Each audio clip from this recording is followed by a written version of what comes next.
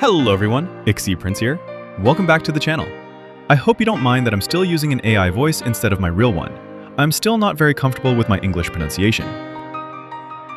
A while ago, I brought up the idea of doing a Q&A video related to my Atem versus Kaiba duel. It seemed like quite a few of you were interested, and I received a lot of questions, so thank you for that. I'll be answering those, but I also picked out a few comments from the videos themselves that I felt deserved a proper response in video form. So, without wasting any more time, let's see what you had to say. How scripted was the duel? How many unique games do you think you can make with the decks you built? And what would the win rates be? The duel was very heavily scripted. Honestly, almost entirely. Of course, every game can still play out differently. So you can experiment with these decks, but I don't think you could avoid frequent bricking with them. So I definitely wouldn't consider them competitive decks. When scripting a duel, do you think of how you want it to end first and work towards it? Or do you start from the beginning and figure it out as you go? When I script a duel, I usually already have the ending in mind, along with a few important moments and milestones I want to include. After that comes the really hard part. Tons of research and testing different variations to minimize plays that make no sense, feel like misplays, or come across as pure plot armor. What game is this and what system is this on? This question came up several times, I think even under my Yugi vs. Joey video. What you see in the video isn't an actual game. I make the anime-style cards myself in Photoshop, including the field backgrounds. The images, visual effects, and animations I used weren't copyrighted, so there was no issue using them. The downside is that finding good free assets takes a lot more time, because free content isn't always the highest quality. And I didn't really want to spend extra money on paid assets because, well, I'm broke. These videos don't generate any income for me anyway, so I'd rather spend more time searching than spend money. Guessing Polly and/or the Eye of Timaeus was the last cards in Atem's hand. A lot of people were wondering what the Pharaoh's last two unused cards were, and surprisingly, I still haven't seen anyone guess correctly. I even posted screenshots of both characters' deck lists on YouTube afterward. If you can spot Polymerization or the Eye of Timaeus anywhere there, feel free to point it out. And no, that one fusion monster doesn't count. That was just accidentally left in. No pot of greed for Atem. Nope, I hit the 40 card limit pretty quickly, so there just wasn't room for it. But let's be honest, double Graceful Charity isn't exactly terrible either, right? Card of Demise has a different effect, and the Neo's Ultimate Dragon has a similar effect, but that's not it, just like the show. Yeah, several people pointed out that some cards have different effects than they do in the video. That's most likely because I used the anime versions of certain cards instead of their TCG or OCG versions. That's actually why I put a disclaimer at the beginning of my videos. Among other things, to clarify stuff like this. Of course, 99% of people never read it anyway, which is why it's only on screen for about 1 second. But hey, it's a video. If someone's interested enough, they can always pause it. And if you say Neo's Ultimate Dragon has a similar effect, I'll take your word for it. I've personally never even heard of that monster, and I can't find it in the card database either, so it must be an incredibly rare card. Congratulations if you actually own one and therefore know its effects. I'm sure Elemental Hero fans would be very jealous. Why would Kaiba use a card with Jack Atlas on the artwork? He hasn't even been born yet in this timeline. I needed a card with an effect similar to Absolute King Backjack. The funny part is that it just so happens to feature Jack Atlas in the artwork, and I decided to keep it in as a joke. Partly as creative freedom, and partly as a little Easter egg. Did Kaiba forget about his field spell? Or did he just not know Mahad's attack doubles? A lot of people pointed this out too, and maybe I'm alone on this one, but in Dark Side of Dimensions, Kaiba wasn't present when the Pharaoh summoned Mahad. So technically he wouldn't even know that card's abilities firsthand. That's why he attacks into it with his dragons in the final turn. But there's also a small Easter egg there, or maybe a reflection of real life. When time pressure kicks in, people tend to forget details and stop considering alternative options. You get tunnel vision.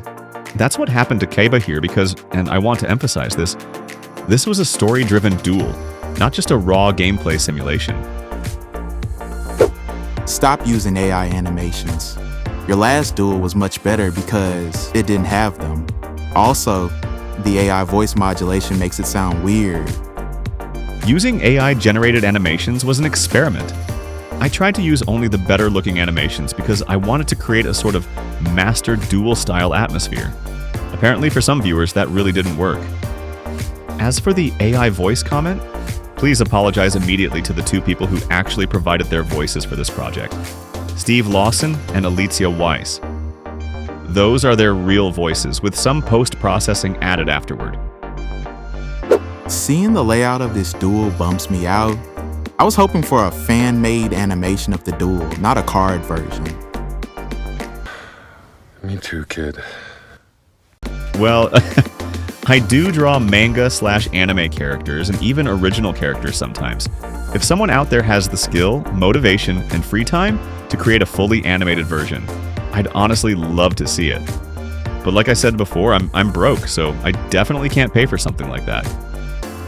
Boo! So tired of main character plot armor. It's boring.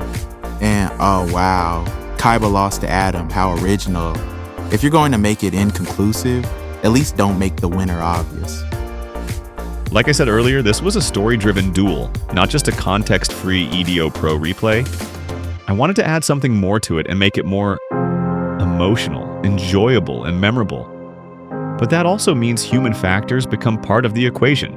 For example, Kaiba being under intense time pressure during the final turn. I also wouldn't really call it plot armor because both duelists had opportunities to win earlier in the duel if they had always made the most optimal EDO Pro-style decisions possible. But when you take their personalities into account, they chose differently.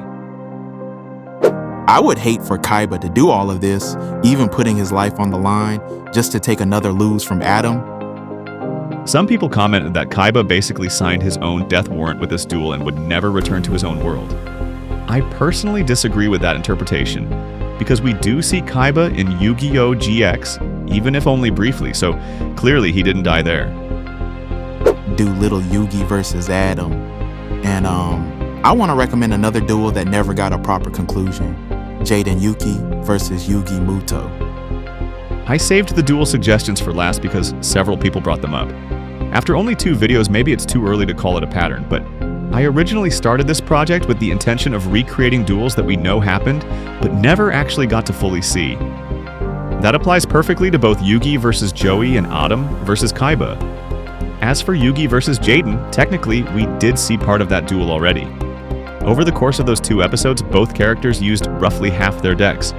But it's true that we never officially saw the ending. A lot of people believe Jaden attacked Slifer with Neos, and that was the conclusion. Personally, I agree more with Sam from the TGS anime channel.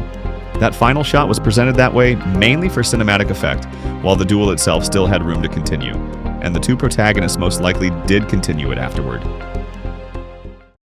And because of that, I've decided to take on the challenge. Yes, my next project will be Jaden Yuki versus Yugi Muto in the Pharaoh. It definitely won't be easy. Like I mentioned, both duelists already used more than half their decks in the anime, meaning I'd have to build something epic out of roughly 15 unknown cards per character, while also respecting the cards that are already established, and basically mandatory inclusions.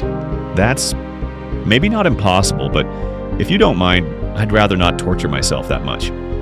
So I decided to increase the deck sizes to somewhere between 45 and 50 cards. That gives me around 20 to 22 cards of creative freedom, which is much more manageable. And when will this happen? Well, here comes the bad news. Right now, this project isn't planned until at least the end of this summer, mostly for personal reasons. I'm getting married at the beginning of summer, then comes the honeymoon, then hopefully starting a family. On top of that, I'm still working full-time, so this really isn't the most ideal period to dedicate myself to a massive project like this.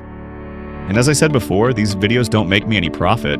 If anything, they cost me money. I also don't have a Patreon or any other support platform, mostly because I honestly don't know much about that stuff. And when I started this project, I wasn't even sure whether these videos were worth supporting in the first place. So tell me what you think in the comments. Would this kind of content be worth supporting to you? And if so, where would be the best place to do it? Because if the feedback is positive enough and if enough support came together to cover even 1 month away from work, so I could focus entirely on the Jaden vs. Yugi project 24/7, then I could realistically see a chance for that video to release before the end of summer. I'll leave that decision to you guys. I'm not trying to force anything. Honestly, even the amount of votes, views, and support I've already received exceeded my expectations, and I'm genuinely grateful for that. And if you still have questions that didn't get answered in this Q&A, feel free to leave them in the comments as well. I'll either reply in writing or maybe through YouTube Shorts. At least I can experiment with that format too. Take care, and I'll see you in the next project.